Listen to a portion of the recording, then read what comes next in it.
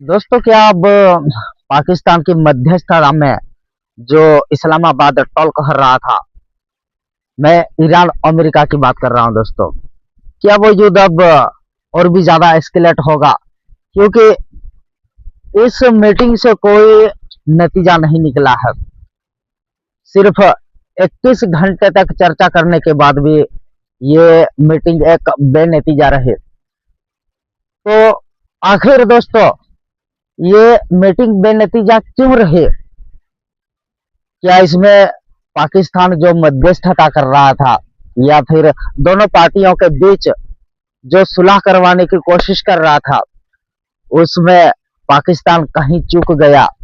या पाकिस्तान ये सोच रहा था कि हम ईरान को भी बुलाते हैं और अमेरिका को भी बुलाते हैं, फिर इन दोनों पार्टियों के बीच हम मध्यस्थता करवाएंगे, और फिर हमारा जो इमेज पूरी दुनिया में आ, आतंकियों के नाम से बना हुआ है, वो थोड़ा डाइल्यूट हो जाएगा।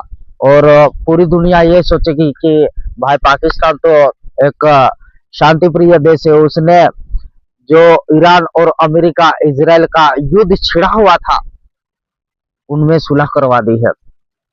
क्या ये उनका मोटिव था और ये पाकिस्तान करने से चूक गया, या फिर इन दोनों ही पक्षों में पाकिस्तान मनाने में असफल रहा, या फिर पाकिस्तान की कोई बात ही नहीं सुन रहे थे ये तीनों देश? मैं तीनों देश इसलिए बोलूंगा दोस्तों, क्योंकि चाहे इन दोनों देश की मीटिंग हो रही थी, दोनों देशों के डेलीगेट्स थे, चाहे वो ईरान हो या फिर अमेरिका के, लेकिन कहीं ना कहीं इसराइल के डेलीगेट्स भी अमेरिकन ही थे। और मैं इसलिए ये तीन कंट्री का नाम ले रहा हूं। तो दोस्तों, क्या ये पाकिस्तान टॉक्स यानी कि इस्लामाबाद, इसके बेनतीजा होने में कहीं ना कहीं पाकिस्तान ही चूक गया है? वो इन दोनों ही पार्टियों को संतुष्ट करने में वो नाकामयाब हो गया है, या फिर ये सिर्फ एक अमेरिका की ओर से पूरी दुनिया को बताने की कोशिश थी, और साथ ही अमेरिकन लोगों को भी ये बताने की कोशिश थी कि भाई देखो, आप जो हम पर दबाव बना रहे थे, और अमेरिकन लोग आप भी सुनो कि जो आप मेरा विरोध कर रहे थे, मैं अमेरिका का प्रेसिडेंट हूं, फिर भी आप विरोध कर रहे थे, जो कि हमारा ईरान सबसे पुराना दुश्मन है, उसके ऊपर जो मैंने हमला किया है, वो ऐसे ही मुंह उठाकर नहीं किया है। क्या ये बताना चाहते थे? और इसलिए उन्होंने इस्लामाबाद में अपना एक डेलीगेट्स भेजा ईरान के साथ बातचीत करने के लिए। लेकिन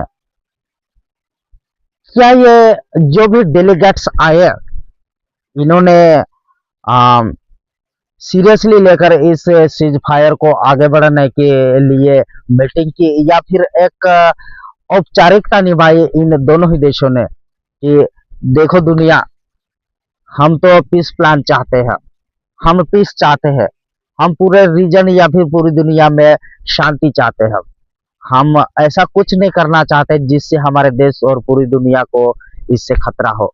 और इसलिए क्या इन दोनों या तीनों देश, पाकिस्तान के इस्लामाबाद में इन लोगों ने पीस मीटिंग की, या फिर ईरान भी ये बताना चाहता है दोस्तों कि देखो, स्ट्रेट ऑफ हॉर्मुज हमने तो ब्लॉक करके रखा ही है, लेकिन जो अमेरिका और इजराइल की ओर से हमारे सिविलियंस और हमारे टॉप लीडर्स को मारा गया, यानी कि ईरान ये बताना चाहता है कि जो इजराइल और अमेरिका की ओर से हम पर आ, हमला हुआ, ये एक थोपा गया युद्ध है, और इसमें हमारा कोई दोष नहीं है, लेकिन फिर भी हम शांति चाहते हैं, और इसलिए हम मीटिंग करने के लिए इस्लामाबाद में पहुंचे, लेकिन हमारी शर्तें मानी ही नहीं गई है, तो हम क्या करें? क्या ये बताना चाहता है ईरान? और क्या अमेरिका ये बताने की कोशिश कर रहा है दोस्तों कि हमारा मुद्दा पहले भी न्यूक्लियर प्रोग्राम को लेकर था, बैलिस्टिक मिसाइल प्रोग्राम को लेकर था, ड्रोन सिस्टम्स को लेकर था, लेकिन आज भी वही मुद्दा है हमारा क्योंकि ईरान आज भी, जब हम इस्लामाबाद टॉक्स कर रहे हैं, उसमें अमेरिका की ओर से यही बातें रखी गई दोस्तों, लेकिन ईरान ने साफ मना कर दिया। ये मीडिया रिपोर्ट्स आ रही है कि ईरान ने कहा है कि न्यूक्लियर प्रोग्राम चलाना ये हमारा संप्रभुता का मामला है, ये मेरा हक है। और मिसाइल सिस्टम डेवलप करना, ड्रोन्स डेवलप करना, ये तो हर एक देश के लिए एक सिक्योरिटी प्रोवाइड करना होता है। क्या ये बताना चाहते हैं? और क्या डोनाल्ड ट्रंप की ओर से जो उनकी सनक है आजकल दोस्तों, मैं सनक इसलिए बोलूंगा क्योंकि उन्होंने वेनेजुएला के प्रेसिडेंट को उठा लिया अपने घर से, खुद के देश में घुसकर, एक प्रेसिडेंट के बेडरूम में घुसकर एक प्रेसिडेंट को उठा लिया। क्या उसी तरह डोनाल्ड ट्रंप ये समझ रहे थे कि ईरान के अंदर हम घुस जाएंगे और आयतुल्लाह अली खामेनी या फिर जो भी ईरान के टॉप लीडर्स होंगे उनको हम सिर्फ एक ही झटके में उठाकर कैप्चर करके अमेरिका लाएंगे और पूरी दुनिया को बताएंगे कि देखो देखो हमारी मिलिट्री पावर, देखो हमारी ताकत। हमसे इस तरह से बातें मत किया करना। क्या ये दिखाना चाहता है अमेरिका? क्या यही प्रूव करना चाहता है? और इसलिए ये सब चीजें हुए। लेकिन दोस्तों, जो ईरान की ओर से न्यूक्लियर प्रोग्राम को लेकर फिर स्टेट ऑफ हॉर्मुज, ईरान का कहना है कि तब तक हम कंट्रोल अपने हाथों में रखेंगे जब तक एक नेक्स्ट लेवल तक मीटिंग नहीं चली जाती और उसका रिजल्ट एक हमारी ओर से या फिर हमारे देश की प्रायोरिटी को भी बनाकर नहीं रखना, तब तक हम स्टेट ऑफ हॉर्मुज को नहीं खोलेंगे। और कहीं ना कहीं दोस्तों, स्टेट ऑफ हॉर्मुज ईरान के लिए एक न्यूक्लियर प्रोग्राम की तरह ही है, क्योंकि स्टेट ऑफ हॉर्मुज ब्लॉक कर दिया है ईरान ने। तो कहीं ना कहीं जो दुनिया की एक नब्ज है वह दबा दी है ईरान ने, और दुनिया की नब्ज दबाते ही पूरी दुनिया डोनाल्ड ट्रंप और इजराइल की गर्दन पकड़ेंगे और कहेंगे कि देखो अमेरिका और इजराइल, ये तुम्हारी वजह से हो रहा है। तुम अगर ईरान के ऊपर हमला नहीं करते तो फिर state of Hormuz Iran block नहीं करता और हमारी जो इकोनॉमी तबाह हो रही है, जो हमारे देश में एनर्जी का शॉर्टेज हो रहा है, पूरा देश तहस नहस हो रहा है, जो सिविलियंस भाग रहे हैं एनर्जी के लिए, वो समस्या तुम्हारी वजह से आई है। अगर इस तरह से तुम ना करते तो फिर ये प्रॉब्लम आती ही नहीं। और इसीलिए ईरान स्टेट ऑफ हॉर्मुज के ऊपर अपना कंट्रोल चाहता है, और ये ठीक भी है, क्योंकि जो अमेरिका चाहता है दोस्तों कि ईरान के बैलिस्टिक मिसाइल प्रोग्राम को भी रद्द कर दिया जाए, फिर न्यूक्लियर प्रोग्राम को भी रद्द कर दिया जाए, फिर ड्रोन सिस्टम को भी रद्द कर दिया जाए। अगर कोई देश इन सब चीजों को रद्द कर दे, जीरो पर ला दे, तो फिर किसी देश का डिफेंस किस तरह किया जाएगा? क्या अगर इस तरह से कोई देश अपना पूरा हथियारों का सिस्टम ही जीरो पे ला दे, तो क्या कोई भी एरा गेरा उस देश को आंखें नहीं दिखाएगा? मतलब मेरे कहने का मतलब ये है दोस्तों कि कुत्ता भी, जो कुत्ता होता है, आवारा कुत्ता, उसको अगर कोई छेड़ता है तो वो आंखें दिखाता है, उसकी तरफ बढ़ता है, और फिर लोग डर जाते हैं कि ये कुत्ता जो है ये खतरनाक है, कहीं काट लेगा, और इसलिए लोग भी, चाहे वो 10 हो या फिर 20 लोग हो, वो भी डरने लगती है सिर्फ एक कुत्ते से।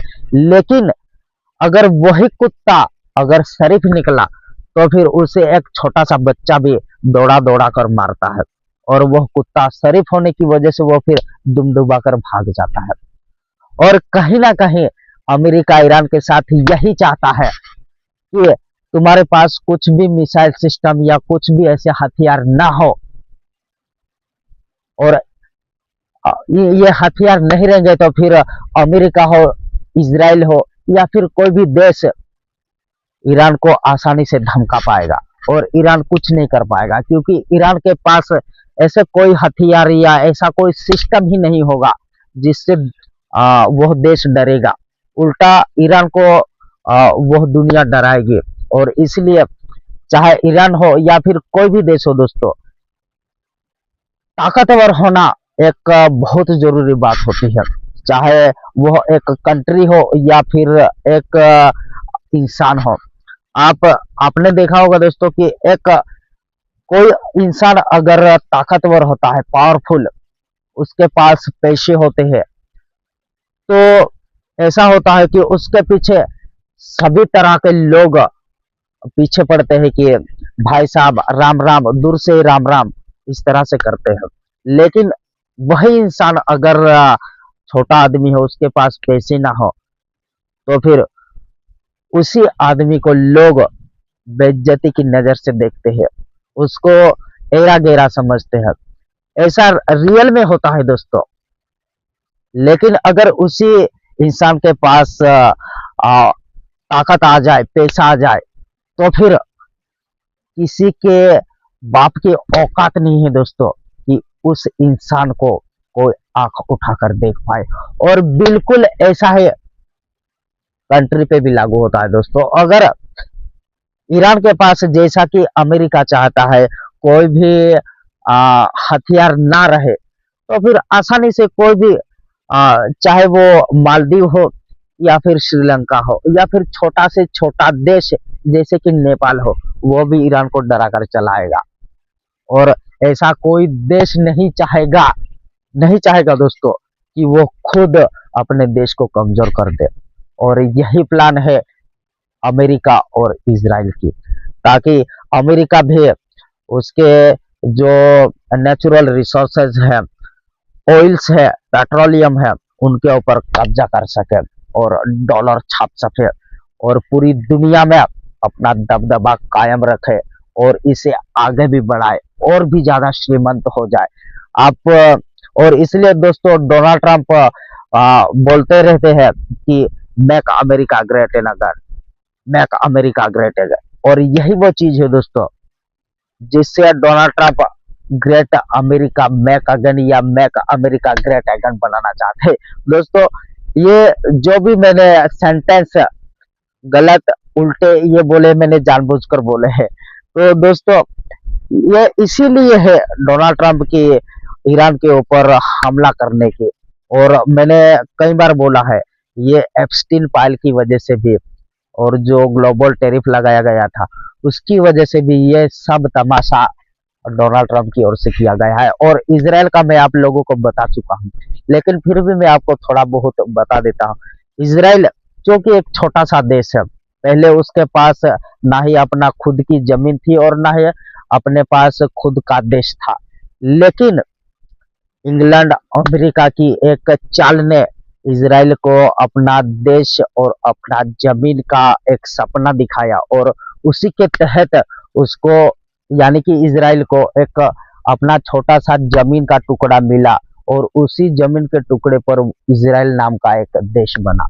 और अब इसराइल की यही चाल है दोस्तों कि इसराइल इसराइल के चारों तरफ जो भी देश है, चाहे वो गाजा हो, लेबनान हो, सीरिया हो, जो भी है, इनके ऊपर थोड़ा थोड़ा धीरे धीरे करके वो कब्जा करना चाहता है।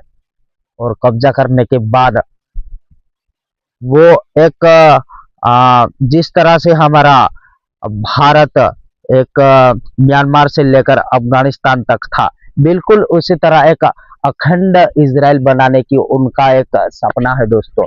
और इसलिए ये सब कुछ किया जा रहा है। और इसराइल ने इसीलिए दोस्तों लेबनान के ऊपर अपने हमले जारी रखे हैं, जो पाकिस्तानी पीएम शहबाज शरीफ की ओर से और ईरान की ओर से 10 पॉइंट जो दिए गए थे, उन्होंने दावा किया था कि सीज फायर में लेबनान भी शामिल है। और इसलिए इजराइल के प्रधानमंत्री बेंजामिन नेतन्याहू इनकार कर रहे हैं कि लेबनान इसका सीज फायर का हिस्सा नहीं है। उनका यही है दोस्तों, और मैं इसलिए आपको बता रहा हूँ। ये वीडियो थोड़ी लंबी होगी दोस्तों, लेकिन आपको मैं थोड़ा डीप लेवल समझाने की कोशिश कर रहा हूँ। आखिर अमेरिका इजराइल क्या चाहते हैं, ईरान क्या चाहते हैं, जो थोड़ा मैं डीप में समझाने का एक प्रयास कर रहा हूँ। तो आप वीडियो में बने रहे दोस्तों, और वीडियो को लाइक भी कर दीजिए दोस्तों। ईरान का मैं आपको बता चुका हूँ कि ईरान आखिर क्यों छोड़ेगा अपने हथियारों को।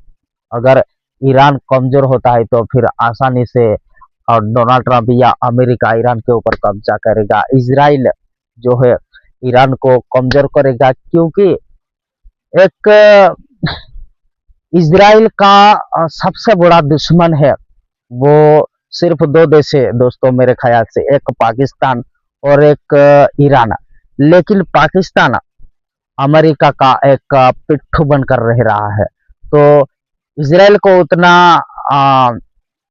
थ्रेट नहीं है पाकिस्तान से, लेकिन ईरान से है, क्योंकि ईरान गाजा को सपोर्ट करता है, फिलिस्तीनियों को सपोर्ट करता है, लेबनान को सपोर्ट करता है, हुतियों को सपोर्ट करता है। और ये ईरान और ईरान के प्रॉक्सीज इजराइल के दुश्मन है, यानी कि इजराइल को ऐसा कुछ करने से रोकना चाहते हैं जो इन देशों के अस्तित्व के लिए खतरा हो। और कहीं ना कहीं ये सभी देश, चाहे वो इजराइल हो, ईरान हो या ईरान के प्रॉक्सीज हो, ये अपने अस्तित्व की लड़ाई लड़ रहे हैं। और इसी वजह से ये जो इस्लामाबाद टॉक है, जो 2 हफ्तों के सीज फायर में ये मीटिंग की गई, ये इसलिए विफल हुई दोस्तों, क्योंकि इसमें पाकिस्तान भी जो मध्यस्थता का एक पार्ट था, उन्होंने भी इन दोनों पार्टियों को ठीक से समझाया नहीं कि आप ये बात बोलो, मतलब आप पाकिस्तान ने ना ही ईरान को कोई पॉइंट दिया या फिर अच्छे से समझाया कि आप इस पर अपनी बात रखो और इसके पीछे ले लो, और ना ही अमेरिका को ये बोला कि आप भी थोड़ा बहुत मैनेज करो, आप भी ये पॉइंट मान लो ईरान के, या फिर आप भी ये, ऐसा कुछ पाकिस्तान ने नहीं किया। और पाकिस्तान कहीं ना कहीं यहाँ पर विफल रहा है दोस्तों, और इसलिए अब ये वार रुकने की बजाय मुझे लगता है ये और भी ज्यादा एक्सीलेट होगी, क्योंकि पाकिस्तान ने ऑफिशियली ये बोला है, और सऊदी अरब के साथ उनका एक टाई भी किया हुआ है उन लोगों ने कि अगर सऊदी अरब पे हमला होता है तो फिर वो पाकिस्तान पे होगा, अगर पाकिस्तान पे होता है तो वो सऊदी अरब पे होगा। और ये नाटो के आर्टिकल 5 जैसा इन लोगों ने एक अलायंस बनाया है दोस्तों। और इसी के तहत अब पाकिस्तान ने ये बोला है कि हम सऊदी अरब में अपना मिलिट्री भेजेंगे, अपने एयर फाइटर जेट्स भेजेंगे। और मुझे लगता है कुछ मीडिया रिपोर्ट्स बताती है कि उन्होंने भेज भी दिया है। तो ये वार अब दोस्तों सिर्फ state of Hormuz, Iran, Israel या खाड़ी देशों या अमेरिका तक नहीं रहने वाला है। यह खाड़ी देशों के ऊपर तो हमला और भी ज्यादा बढ़ेगा ईरान की ओर से, और इजराइल अमेरिका की ओर से भी। इजराइल का दोस्तों, इजराइल आज ईरान को निपटाएगा, फिर धीरे धीरे वो इजराइल के चारों ओर के देशों को वो धीरे धीरे कुछ कुछ जमीन के टुकड़े कब्जा करते हुए एक बड़ा देश बनेगा। और अमेरिका जैसा वो चाहता है उसका डॉलर मजबूत रहे, पूरी दुनिया में उसका डॉलर ही चले, और ताकत सिर्फ अमेरिका की चले, चाहे वो रूस हो, चीन हो या फिर कोई भी देश हो, उसकी ताकत अमेरिका यही चाहता कि उसकी ताकत बरकरार रहे। और कहीं ना कहीं अमेरिका डॉलर पे कब्जा करना चाहता है, कब्जा तो पहले से ही है, लेकिन डॉलर को और भी मजबूत करना चाहता है। फिर पेट्रोलियम पर, पूरी दुनिया के पेट्रोलियम पर वो कब्जा करना चाहता है, यूरेनियम पर कब्जा करना चाहता है, न्यूक्लियर बम के ऊपर कब्जा करना चाहता है। और वो अमेरिका ये चाहता है कि सिर्फ उसी के पास एडवांस्ड वेपन हो, और ऐसी चीजें हो जो सिर्फ अमेरिका आ, दूसरे देशों को डरा सके, या फिर अगर उन दूसरे देशों के साथ अमेरिका का अगर झगड़ा हो जाता है या फिर युद्ध छिड़ जाता है, तो फिर अमेरिका के ऊपर जो देश हमला करेगा, उस देश के पास कोई ऐसा हथियार ही ना बचे, या फिर अगर उस देश के पास हथियार होते भी है तो फिर अमेरिका जैसा एडवांस वेपन उन देशों के पास ना हो। यह कहीं ना कहीं अमेरिका की एक प्लानिंग होती ही है, चाहे वो डोनाल्ड ट्रंप हो या फिर पहले के कोई प्रेसिडेंट हो या फिर अमेरिका के भविष्य में जो भी प्रेसिडेंट आएंगे। ये बस उनकी यही चाल है दोस्तों कि पूरी दुनिया के पेट्रोलियम पर कब्जा हो, डॉलर और भी ज्यादा मजबूत हो, डॉलर का राज चले और अमेरिका का राज चले। बस इतना ही है दोस्तों। लेकिन अब ये वार सिर्फ, मैंने जिस तरह से बोला दोस्तों, ये सिर्फ ईरान, इजराइल, अमेरिका और खाड़ी देशों के तक ही सीमित नहीं रहने वाले है, ये पाकिस्तान तक आएगी दोस्तों, मैं आपको बता रहा हूँ। और चाहे तो आप इस वीडियो को सेव करके रख लीजिए।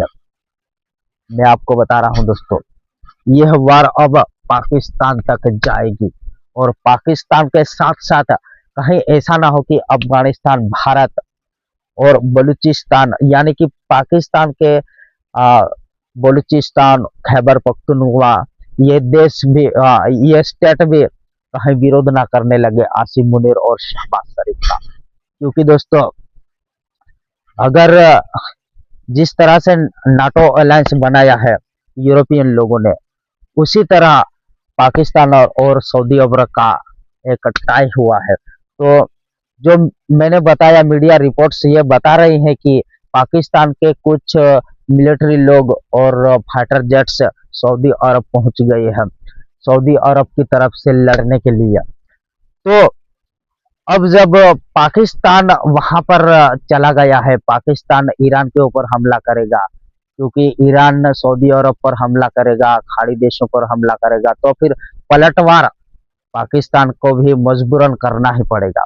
और कहीं ना कहीं दोस्तों पाकिस्तान अब इस युद्ध में कूद रहा है, चाहे वो डायरेक्टली हो या इनडायरेक्टली, चाहे वो उसका कैसा भी अलायंस हो, लेकिन अब पाकिस्तान भी इस वार में कूद रहा है, आप ध्यान रखिएगा। और ईरान पाकिस्तान के ऊपर हमला जरूर करेगा। अगर ऐसा होता है तो फिर पाकिस्तान, मुझे लगता है तीनों चारों ओर से घिर जाएगा, क्योंकि ईरान एक तरफ से पाकिस्तान पर हमला करेगा, फिर कहीं ना कहीं पाकिस्तान को के ऊपर भारत को भी, यानी कि हमारे देश को भी अटैक करना चाहिए, हमारे कश्मीर को लाना चाहिए। जो पाकिस्तान ने हमारे कश्मीर को कब्जा करके रखा है, उस कश्मीर को भी आजाद करवाने का यह बहुत अच्छा मौका होगा दोस्तों, क्योंकि पाकिस्तान के ऊपर ईरान हमला कर रहा होगा। कहीं ना कहीं अफगानिस्तान भी इस जंग में कूदेगा है, क्योंकि पाकिस्तान एक ऐसा देश है जो अफगानिस्तान को भी नहीं छोड़ेगा, वो कुछ ना कुछ ऐसी हरकतें जरूर करेगा जिस वजह से अफगानिस्तान भी पाकिस्तान के ऊपर हमला करेगा। फिर मैंने जिस तरह से बोला दोस्तों कि बलूचिस्तान और खैबर पख्तूनख्वा में जो पाकिस्तान के विरोध में प्रदर्शन होते हैं, जो पाकिस्तान का विरोध करते हैं, एक अलग राष्ट्र बनाने की वो मांग कर रहे हैं, उन्हें भी ये फायदा मिलेगा। और मुझे लगता है जिस तरह से 1971 में बांग्लादेश भारत ने बनाया था, उसी तरह भारत को भी अटैक करना चाहिए और बलूचिस्तान, खैबर पख्तूनख्वा को आजाद कर देना चाहिए। और साथ ही साथ जो पाकिस्तान ने हमारे भारत के कश्मीर को कब्जा करके रखा है, उस कश्मीर को भी आजाद करने का वक्त आ जाएगा दोस्तों। और मैं इसलिए बता रहा हूं दोस्तों कि युद्ध के लिए हमें हमेशा तैयार रहना चाहिए। और अगर ऐसा होता है भारत पाकिस्तान का भिड़ंत होता है तो फिर कहीं ना कहीं चाइना भी इस वॉर में डायरेक्टली या इनडायरेक्टली कूदेगा। और जिस तरह से पाकिस्तान का सपोर्ट तुर्की ने किया था ऑपरेशन सिंदूर में, तो मुझे लगता है इस बार भी तुर्की ये पाकिस्तान की मदद जरूर करेगा। और अब ये दोस्तों, ये ईरान युद्ध, ये मुझे लगता है एक युद्ध विराम की ओर नहीं, बल्कि ये जंग बढ़ने की कगार पर जा रहा है। क्योंकि ईरान ने साफ मना कर दिया है कि हमारे 10 पॉइंट मानो, सीज फायर में लेबनान को भी शामिल करो, हमारे प्रॉक्सीज को भी शामिल करो, और हम न्यूक्लियर प्रोग्राम बनाएंगे, हम बैलिस्टिक मिसाइल बनाएंगे, हमें कोई नहीं रख सकता है ये, क्योंकि हमारी संप्रभुता है और ये हमारा हक है। और अमेरिका और इजराइल का बोलना है कि ईरान हमारे लिए और खाड़ी देशों और दुनिया के लिए एक बड़ा खतरा है, क्योंकि इसके पास न्यूक्लियर हथियार आ जाएंगे तो ये सनकी देश है, ये किसी के ऊपर भी हमला कर सकता है। ये मोटिव है अमेरिका और इजराइल का, और इसीलिए इन्होंने जो भी ईरान के 10 पॉइंट थे उन्हें ठुकरा दिया है। और जेडी वेंस ने बोला है कि हमने 21 घंटे तक मीटिंग की, इस्लामाबाद टॉक्स किया, लेकिन ये मीटिंग बेनतीजा रही है। और आगे यही कि डोनाल्ड ट्रंप जिस तरह से बोल रहे हैं, अगर ये मीटिंग बेनतीजा होती है तो फिर हम ईरान को चारों ओर से घेर लेंगे, स्ट्रेट ऑफ हॉर्मुज हम खोल के रहेंगे। और इसीलिए मैं बता रहा हूं दोस्तों, यह वार थमने की बजाय, रुकने की बजाय, ये और भी ज्यादा बढ़ेगी, एस्केलेट होगी।